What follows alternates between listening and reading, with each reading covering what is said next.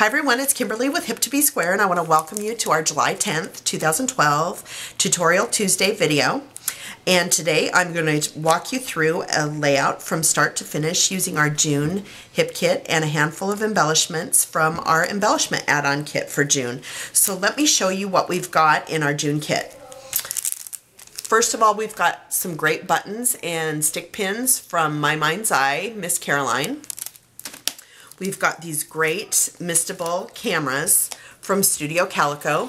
They're covered with fabric and they're chipboard backed. You can ink them, mist them, stamp on them, and do a lot of different things to alter them. So I'm going to use a couple of them on my page, and I'll show you how to work with these. We've got great thickers from American Crafts. These are from Amy Tangerine, and they've got a white and black pattern on them.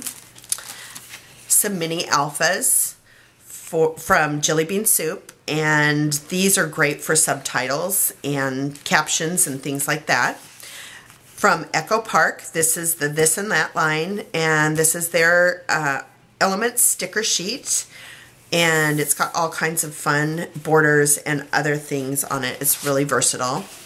And then our papers. This is the tag cuts from the Storyteller line from Crepe Paper. I cut mine out ahead of time and stored them in a basket. That way I can just grab what I need as I'm creating a project. It's a white and gray settle pattern on the back, so you can journal on the back side of your tags if you want to. Studio Calico Abroad. It's an aqua and white pattern on the front and a yellow and white on the back side. This one's also Studio Calico from their Classic Calico. This is their numerical paper. Numbers on the front, and these great Instagram Polaroid frames on the back. This is from Heyday by Studio Calico, and it's an aqua numerical and text pattern on the front with a yellow grid on the back. This one's also from the Storyteller line, red, white, and blue diagonal stripe, and a subtle blue ledger on the back. pb&j from Basic Gray, this bold floral on the front and a sketchy white and blue settle pattern on the back. Macho Nacho Soup from Jelly Bean Soup. This is a great little kind of a circle with green and blue and yellow on this with a text on the back. This one's from Echo Park from their This and That line. This is their border, which is really versatile. Gives you a lot of different patterns. Also, Macho Nacho Soup from Jelly Bean Soup. We've got a great chevron on the front and a blue with tiny white polka dots on the back. This one is from Studio Calico from their Abroad line, red with white polka dots. And on the back side there are these fun maps and globes. And then we've got 5 different colors of cardstock. We've got Light Craft, Geyser, White, Butter, and Leaf. So let me gather my products, and I'll be right back. Okay, so I've got my products that I want to use on my page, and I want to tell you that I shot this entire video yesterday, and YouTube will only let you upload 15 minutes. So when I split it, somehow the beginning of my video got corrupted and I wasn't able to post it. So I'm having to retape this, and there might be a couple of little embellishments that you see that are a bit different because I already used those elements on my kit when I created the original video. But I'll point those out as I go along. Okay, so I've chosen some papers for my layout, and I kind of played with this stuff a little bit before, so they're already cut down to approximately the sizes that I want them. And then I also have 4 pictures that I'm planning on using, and these are from a trip that I took with my family about a year and a half ago. So I want to lay them out kind of like this. So the papers that I've cut will kind of complement my layout idea. So I'm going to put those aside, and first of all I want to distress the edges of my pattern papers. It makes the layering show up a little bit better, and whoops, geez. It kind of makes each paper stand out on their own. So I take my Tim Holtz distressing tool and my brown corduroy, brush corduroy distressing, and I just rub the edges of each one of my papers.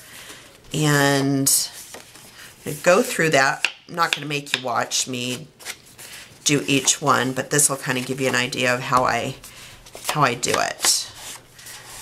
But when you put it down, you'll actually see a shadow on each edge. So you see how that stands out a little bit. So I'm going to finish distressing these, and then I'll be right back.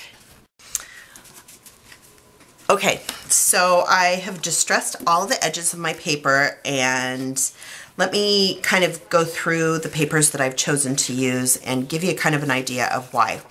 All of the papers, well, first of all, let's start with background.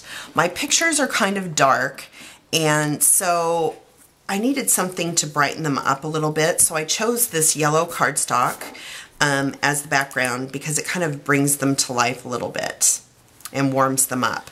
And then as far as the background is, or the pattern papers are concerned, I usually choose a really tiny pattern that's very subtle, one that's busier, and then one that's larger and more on the subtle side. And then I'll add like a punch of color that may or may not be in the pattern papers that I chose, but just to give a little bit of contrast. So here is the busier pattern. This is the large subtle, and then this is the more intricate pattern that is also on the subtle side. And then I chose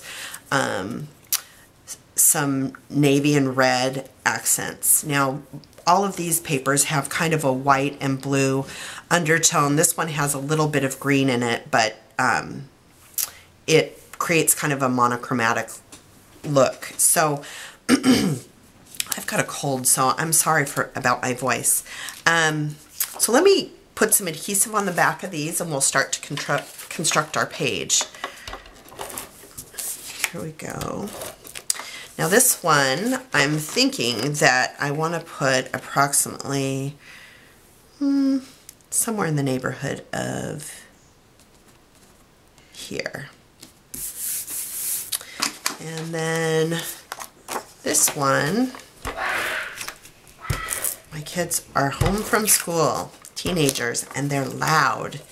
You think toddlers are the only ones that are loud. Not the case at all. So I think I'm going to put that one here.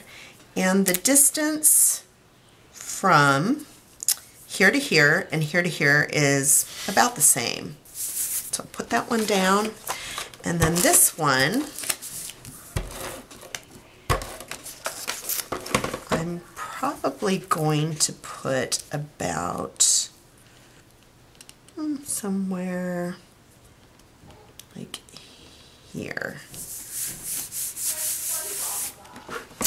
And then I want to add my borders just to give some length this way.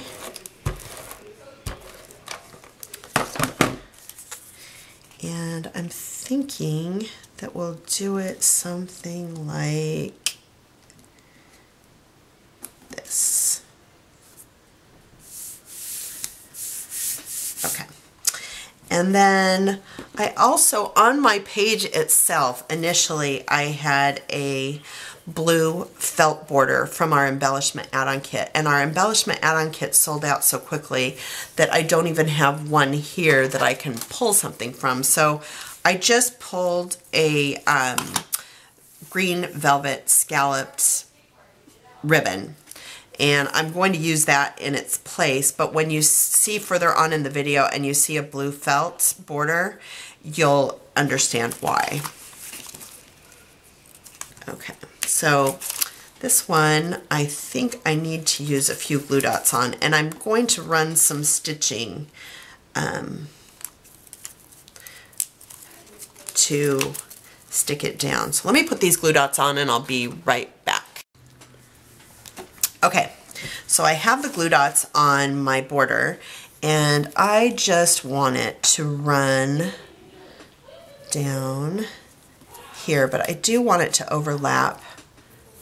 To create that nice layered look, you kind of like to have everything just overlap just slightly.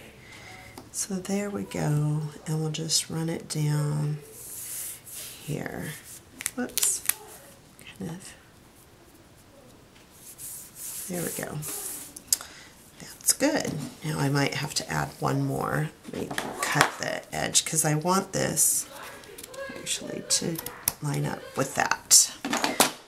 So, and then I'm going to take these little red pieces and add those in just to give a little bit more layering and a little extra contrast. So I think this one I'm going to run all the way from the top, and this one on the bottom, some adhesive there, we will kind of need to lift this up just a tad. If you don't really press your papers down too firmly, you'll be able to kind of lift them if you need to, here and there. Okay, let's straighten that out just a bit. Now at least seeing me do this the second time around, you're not having to watch me pull things apart so much. Okay, so I'm going to go and add some stitching to this, and I will be right back. So I added stitching to both far edges of the pattern paper, and then I also stitched along the edge of this velvet scallop border. And so now I just need to add my pictures.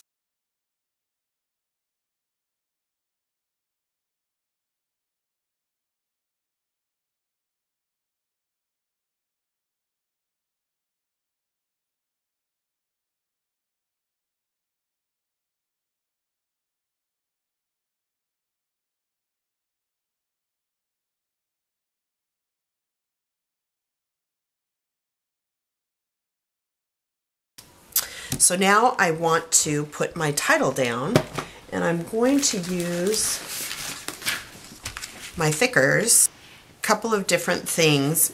I'm not a big, like, fancy title person. My titles are generally pretty straightforward and most of the time kind of short. So anyway, this one is going to be called Day 1, since it was the first day of our trip.